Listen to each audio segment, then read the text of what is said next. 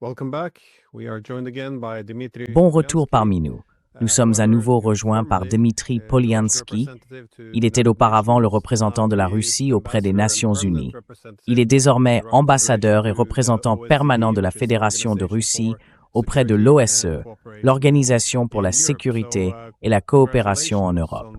Félicitations pour ce nouveau poste et merci d'être revenu parmi nous. Merci beaucoup. Je voulais vous interroger au sujet de l'OSCE et du potentiel de sécurité pan-européenne. Car il existe une interview intéressante du président Poutine datant de 2016, il y a environ une décennie maintenant, dans laquelle il disait ce qui suit à propos de la sécurité européenne. Nous avons tout fait de travers. Dès le départ, nous n'avons pas réussi à surmonter la division de l'Europe. Il y a 25 ans, le mur de Berlin est tombé, mais des murs invisibles ont été déplacés vers l'est de l'Europe.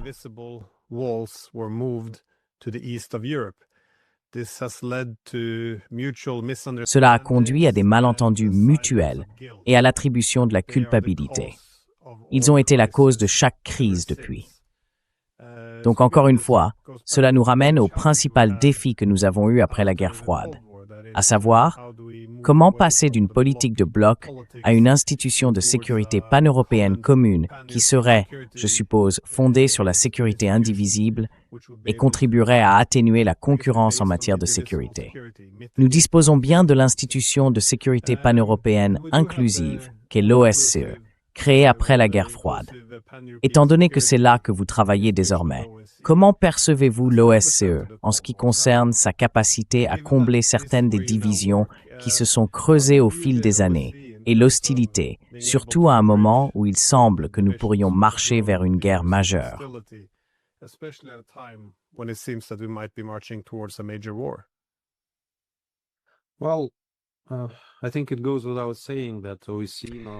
Eh bien, je pense qu'il va sans dire que l'OSCE est aujourd'hui en très mauvais état.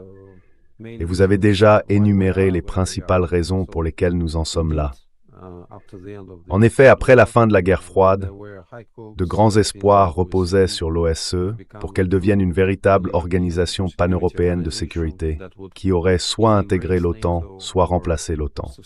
Mais pour nous, c'est-à-dire du côté soviétique puis russe, au moment des arrangements qui ont conduit à la fin de la guerre froide et à la réunification de l'Allemagne, il était absolument clair qu'après la dissolution du pacte de Varsovie, il n'y avait plus de place en Europe pour l'OTAN sous sa forme existante. Mais ces espoirs ont malheureusement été anéantis par le cours des événements.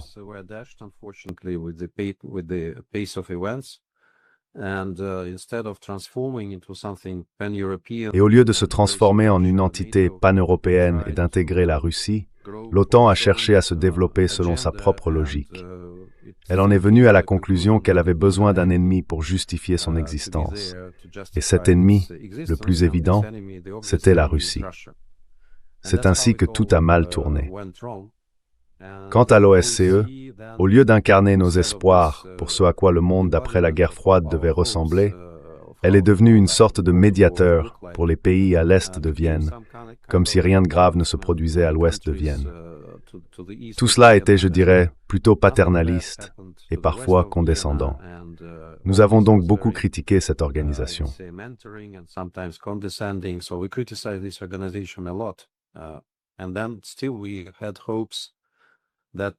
Et pourtant, nous gardions l'espoir que nos relations avec l'OTAN, notre coopération dans le cadre de l'OSCE, nous aideraient encore à bâtir quelque chose fondé sur la sécurité indivisible, à trouver un autre programme que celui de l'élargissement de l'OTAN à d'autres pays.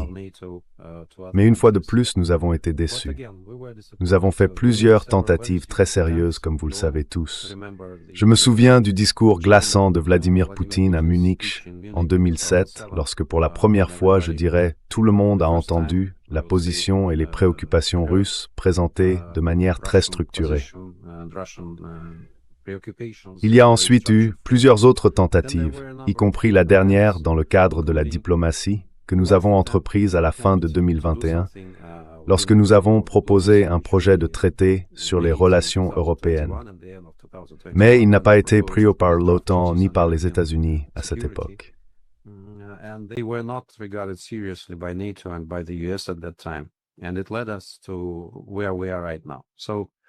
Et cela nous a menés là où nous en sommes aujourd'hui. C'est pourquoi l'OSCE, bien qu'elle constitue un cadre très pertinent pour tout dialogue sur la sécurité européenne, n'a pas encore été utilisée à son plein potentiel. C'est encore en quelque sorte une structure en sommeil, je dirais. Ma tâche consiste vraiment à vérifier quel type de dialogue il est possible d'instaurer au sein de l'OSCE. Jusqu'à présent, le constat, je dirais, est très négatif, car l'OSCE est totalement englouti par cette atmosphère toxique, par les positions de bloc de l'OTAN et de l'UPOEL, et tout ce qui est mis sur la table s'accompagne d'une ukrainisation de l'ordre du jour. La Russie est tenue pour responsable de tous les péchés commis sur Terre depuis sa fondation, et ainsi de suite. Ce n'est donc évidemment pas un terrain sérieux, ni un point de départ crédible pour une discussion véritablement constructive sur l'architecture de sécurité européenne.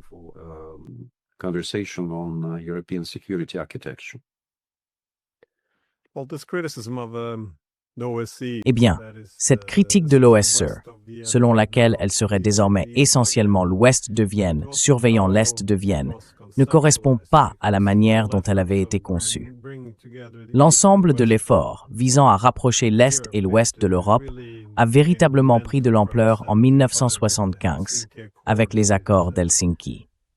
Cela a jeté les bases de l'architecture de sécurité de l'après-guerre froide, avec la Charte de Paris pour une nouvelle Europe en 1990. Puis, en 1994, elle a été transformée en une véritable institution, l'OSCE. Elle reposait sur des principes tels que l'absence de ligne de division, l'égalité souveraine et la sécurité indivisible.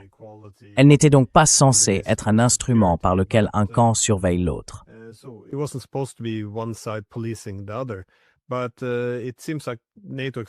Mais il semble que l'élargissement de l'OTAN ait été l'une des raisons pour lesquelles l'OSCE a perdu une partie de sa pertinence. Cependant, voyez-vous maintenant que l'OTAN, dans une certaine mesure, se fragmente. De toute évidence, il existe des problèmes au sein de l'Europe et aussi entre les États-Unis et l'Europe. De plus en plus ouvertement, on parle désormais de la possibilité d'un éclatement de l'OTAN. Cela ouvre-t-il la voie à des alternatives institutionnelles qui n'impliqueraient pas une politique de bloc?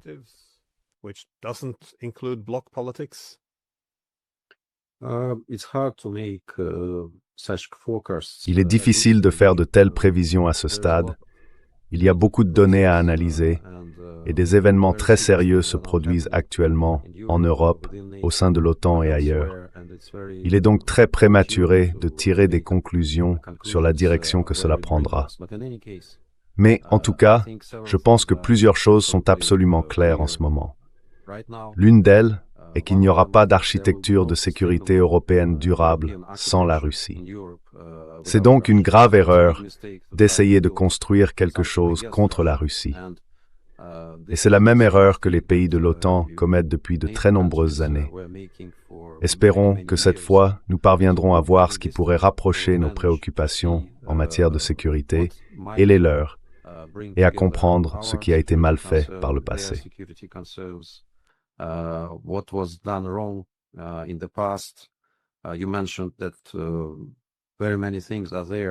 Vous avez mentionné que beaucoup de ces éléments figurent déjà dans les documents de l'OSCE, mais malheureusement, il y a eu un certain tri sélectif. Les pays ont essayé de mettre en avant les principes qu'ils souhaitaient souligner et ont négligé ceux qui leur semblaient moins pertinents. Et bien sûr, cela nous a menés nulle part. Les principes existent, les documents existent, mais ils ne fonctionnent pas. Il est donc difficile de spéculer sur la bonne base pour entamer ces manœuvres ou ces exercices, mais il devrait y avoir une formule adéquate à suivre. Jusqu'à présent, personne, à part la Russie, n'en appelle réellement aux autres pour entamer cette discussion sérieuse.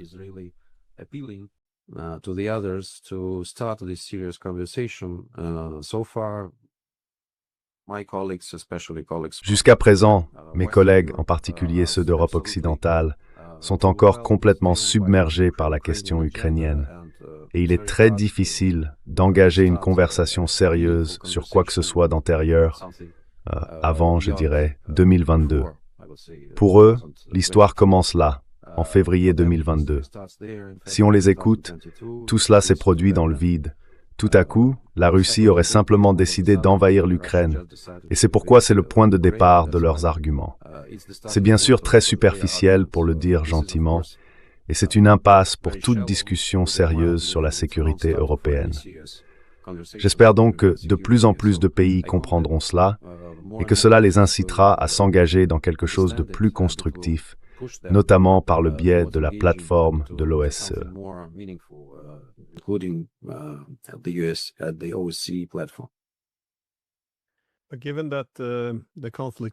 Mais étant donné que le conflit en Ukraine est désormais le principal facteur alimentant les tensions et empêchant toute coopération significative, pensez-vous que l'OSCE pourrait jouer un rôle, soit dans la résolution du conflit, soit dans la mise en place de solutions post-conflit, ou devra-t-elle attendre que tout cela soit derrière nous?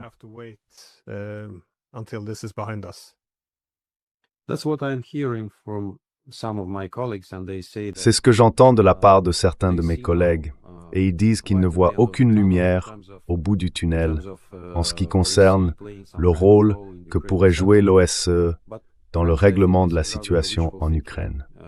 Mais franchement, je pense que c'est plutôt un vœu pieux, car les négociations sérieuses visant à résoudre la crise ukrainienne se déroulent ailleurs, pas sur la plateforme de l'OSCE, et l'OSCE n'y est pas impliqué. Certains pays ont déjà commencé à élaborer des plans de contingence pour un éventuel suivi de ce qu'ils appellent pour l'instant des arrangements hypothétiques après la résolution de la crise ukrainienne. Et bien sûr, c'est beaucoup trop prématuré. Tout d'abord, l'OSCE traîne ici un très lourd passif en ce qui concerne la mission spéciale d'observation qui était censée superviser la mise en œuvre des accords de Minsk.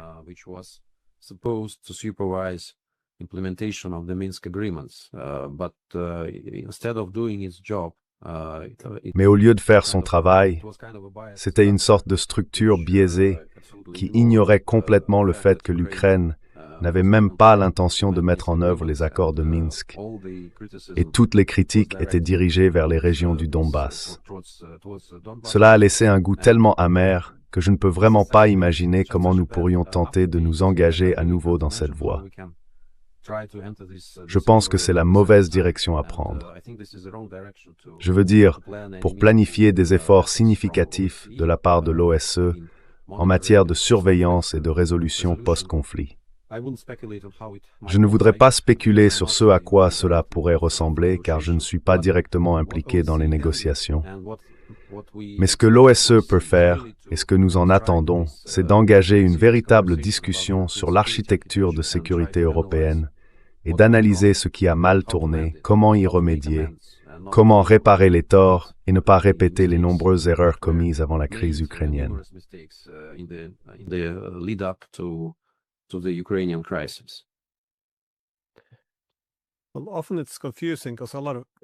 Eh bien, c'est souvent déroutant, car de nombreux responsables portent plusieurs casquettes. Par exemple, en 2003, le président néerlandais de l'OSCE, Jaap de Hoop Scheffer, a envoyé un document à la Russie soutenant que les forces de maintien de la paix en Transnistrie ou en Moldavie devraient être remplacées par des forces de l'OSCE, car il s'agit d'une institution de sécurité inclusive. Cependant, comme l'OSCE ne dispose pas de forces militaires, elle pourrait externaliser cette mission à l'Union européenne, ce qui revenait essentiellement à remplacer les soldats russes par des soldats européens.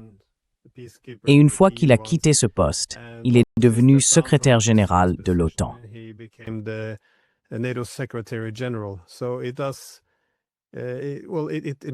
Oui, cela a du sens. Il devient très difficile d'avoir une architecture de sécurité pan-européenne claire si celle-ci peut à tout moment se dégrader ou revenir à une logique de bloc. Mais pour cette raison, existe-t-il sur le plan conceptuel un intérêt pour le concept de sécurité indivisible lorsque vous discutez avec vos collègues occidentaux? Je veux dire simplement le principe de base selon lequel la sécurité ne devrait pas être renforcée par une partie au détriment d'une autre.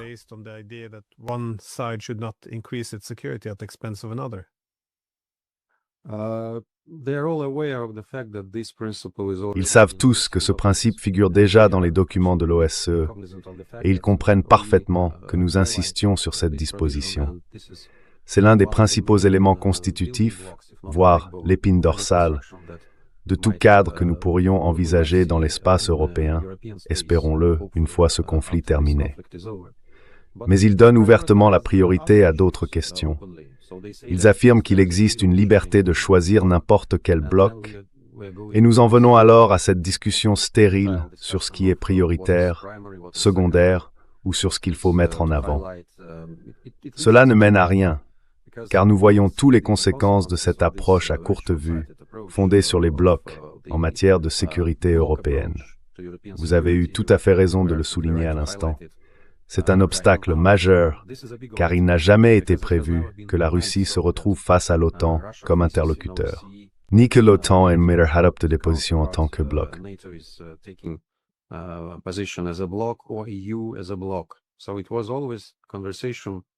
C'était donc toujours une discussion entre pays individuels.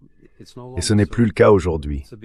C'est un grand défi, et nous devons trouver une formule pour concilier nos intérêts et ceux de la sécurité européenne, afin d'éviter que de telles situations ne se reproduisent à l'avenir.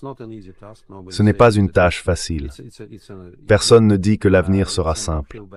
C'est une lutte difficile que nous devrons mener, mais nous avons besoin de l'engagement de l'autre partie. Car si tout se résume à blâmer la Russie pour ce qui s'est passé sur notre continent depuis de nombreuses années, alors bien sûr, c'est voué à l'échec. Ils n'ont pas besoin de la Russie pour ce genre d'exercice. Ils le font régulièrement au sein de l'UE et de l'OTAN, où la Russie n'est pas présente. Alors pourquoi créer une plateforme supplémentaire où nous devrions être totalement soumis à ce type d'agenda? Je n'en vois aucune raison. This is your opportunity.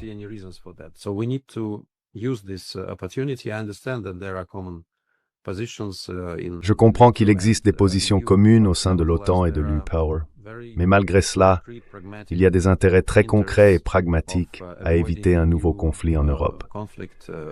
Et vous avez tout à fait raison de dire que la situation est très dangereuse. Nous sommes sur une pente très glissante ou sur une fine couche de glace. Formulez-le comme vous voulez. Mais nous devons agir, penser différemment et parcourir toutes les étapes supplémentaires nécessaires pour atteindre notre objectif, qui est la sécurité pour tous, non seulement pour la Russie, mais pour tout le monde. Ainsi, lorsque les gens discutent de la question des garanties de sécurité pour l'Ukraine, je demande toujours: qu'en est-il des garanties de sécurité pour la Russie?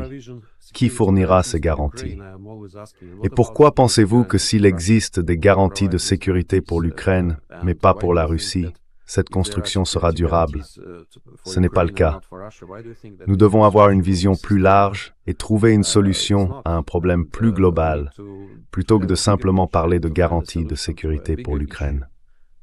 C'est une approche à courte vue, et elle ne nous mènera nulle part.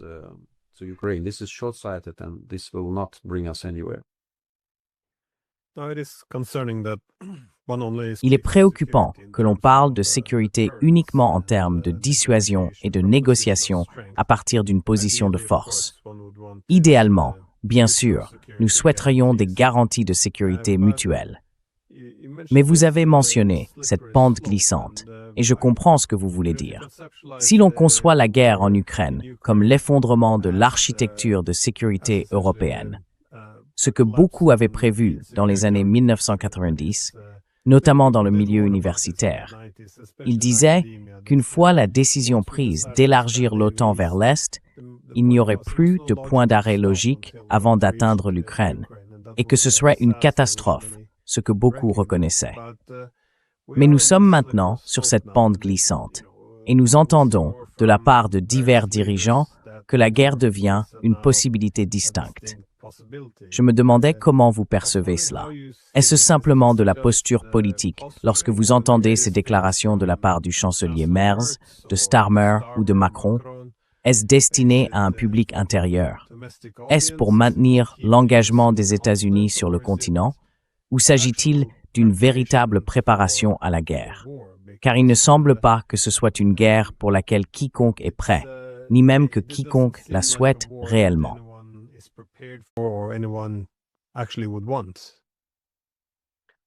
You know, the edge between posture Vous savez, and la frontière entre la posture et la véritable préparation à la guerre est très floue. one might not notice On it, peut même ne but pas it's, remarquer le moment où l'on franchit le point de non-retour.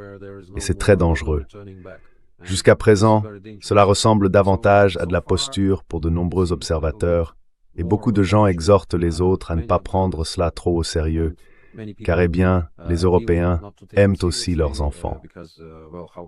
Alors pourquoi chercherait-il à rapprocher un conflit militaire avec la Russie? Military conflict with Russia, but it's as of today, who knows what will Mais à ce jour, tomorrow, qui sait ce qui se passera demain?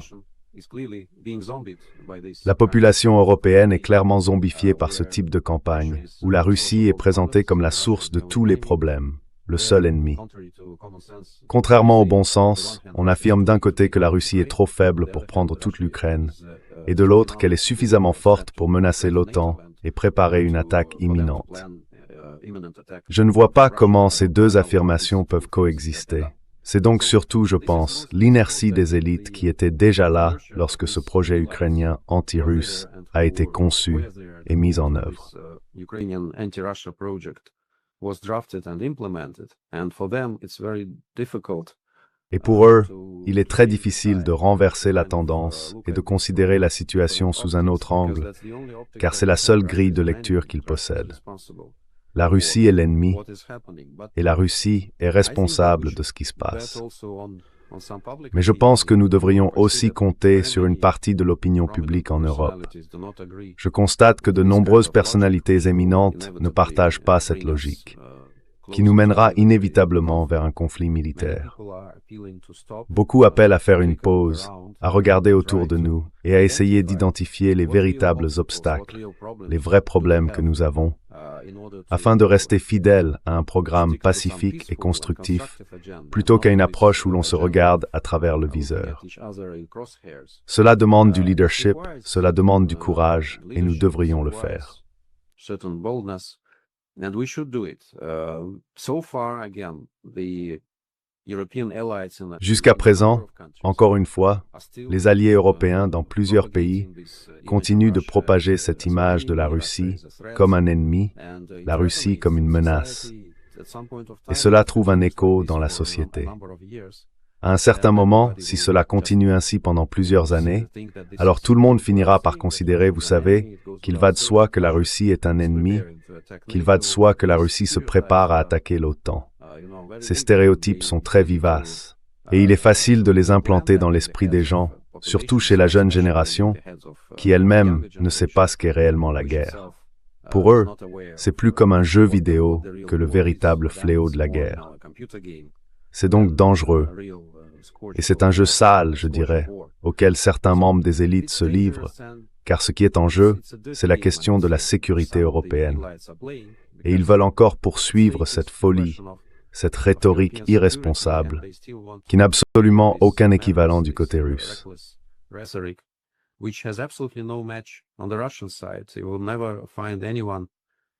Ils ne trouveront jamais aucun de nos politiciens menaçant l'Europe, disant que la Russie veut s'emparer de toute l'Europe, que la Russie veut attaquer ou qu'elle a besoin de plus de territoire.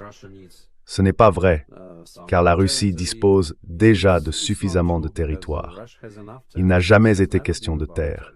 Il s'agit de personnes, des droits humains, des droits des russophones, de la dignité et de l'existence de la Russie en tant que pays. C'est cela qui est en jeu. Pas le territoire, pas quelque chose que nous voudrions prendre aux pays européens. Il n'y a absolument aucune raison, aucun fondement à de telles affirmations.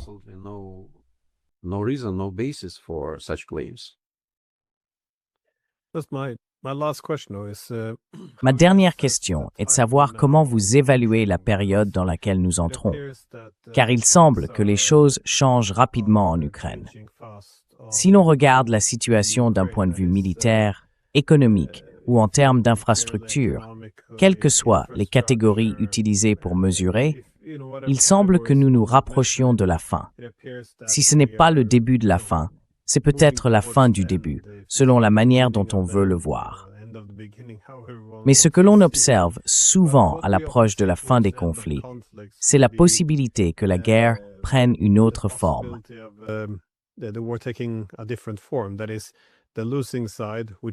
Autrement dit, le camp perdant, qui dans ce cas serait l'OTAN et l'Ukraine, refusant de perdre le combat, deviendrait plus désespéré et dans l'espoir de redresser la situation, pourrait procéder à une forme d'escalade. Pendant ce temps, le camp gagnant, qui serait ici la Russie, prend souvent des mesures beaucoup plus audacieuses. Cela peut relever de l'hubris ou simplement du pragmatisme. Par exemple, si elle contrôle le champ de bataille, pourquoi autoriserait-elle des drones de l'OTAN à survoler la mer Noire pour repérer des cibles en Russie? Ainsi, on peut s'attendre à ce que les deux camps modifient leur comportement en matière de ce que l'on peut définir comme une escalade. Penses-tu que nous nous dirigeons vers un scénario aussi dangereux?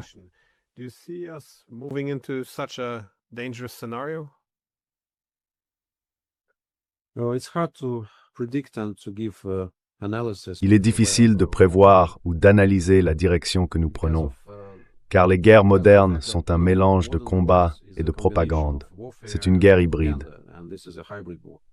Je pense que beaucoup de gens en Europe n'ont toujours pas une vision claire de ce qui se passe en Ukraine ou en France.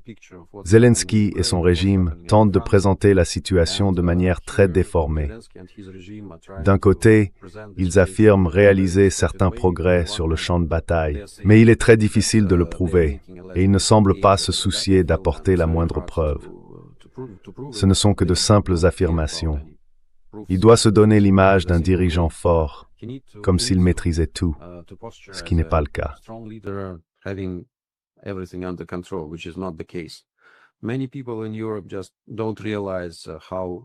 Beaucoup de gens en Europe ne se rendent tout simplement pas compte que les Ukrainiens ne veulent pas se battre, et que cela ressemble désormais davantage à une armée d'esclaves que Zelensky tente de mobiliser, car personne ne rejoint volontairement l'armée ukrainienne. C'est une conscription forcée. Des gens sont attrapés dans les rues et envoyés dans ce broyeur de chair sans réelle nécessité. Ce que fait actuellement le régime de Zelensky est criminel envers les Ukrainiens. Car si les Ukrainiens pouvaient s'exprimer, je n'ai absolument aucun doute qu'ils soutiendraient la fin de ce conflit. Ils soutiendraient une démarche vers une résolution capable d'assurer une sécurité durable pour l'Europe et pour l'Ukraine elle-même.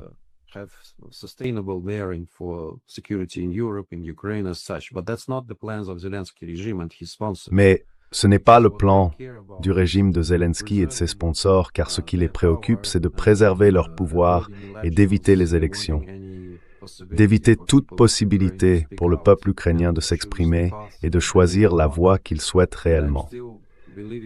Je continue de croire que cette voie ne sera pas contre la Russie, mais plutôt une voie de bon voisinage avec la Russie. Et cela reste possible, malgré toutes les affirmations de la propagande ukrainienne. Sinon, il est difficile d'expliquer pourquoi 7 millions d'Ukrainiens ont trouvé refuge en Russie et pourquoi il est si difficile pour les forces ukrainiennes d'évacuer les habitants des régions orientales de l'Ukraine qui ne veulent pas quitter leur foyer et qui n'ont pas peur de l'avancée de l'armée russe.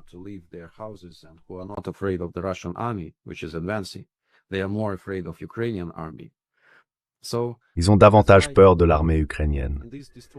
C'est pourquoi dans ce monde déformé, certaines personnes peuvent tout simplement ne pas avoir la bonne image, la bonne analyse de ce qui se passe. Mais ceux qui connaissent la véritable situation, ceux qui ont réellement leurs propres sources, n'ont absolument aucun doute que la position, la situation du régime de Zelensky est absolument désespérée. Il peut bien sûr prolonger son agonie aux dépens du peuple ukrainien. Mais, qu'il y ait ou non une aide étrangère, que les États-Unis soient avec l'Ukraine ou que l'Ukraine soit sans les États-Unis, ce n'est encore qu'une question de temps.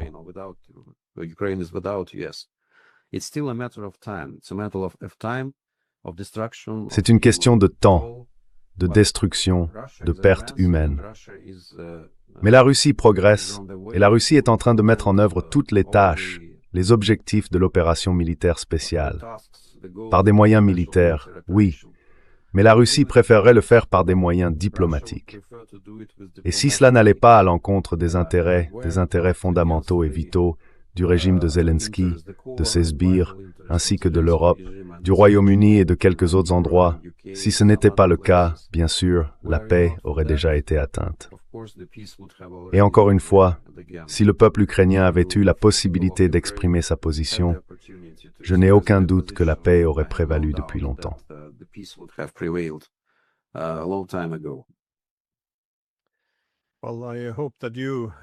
Eh bien, j'espère que vous et vos collègues européens réussirez là-bas à Vienne à faire progresser la compréhension mutuelle, la diplomatie, la sécurité inclusive et la sécurité indivisible. Ce serait l'idéal par rapport à la voie que nous suivons actuellement. Merci beaucoup d'avoir pris le temps. Je vous en prie. You're welcome.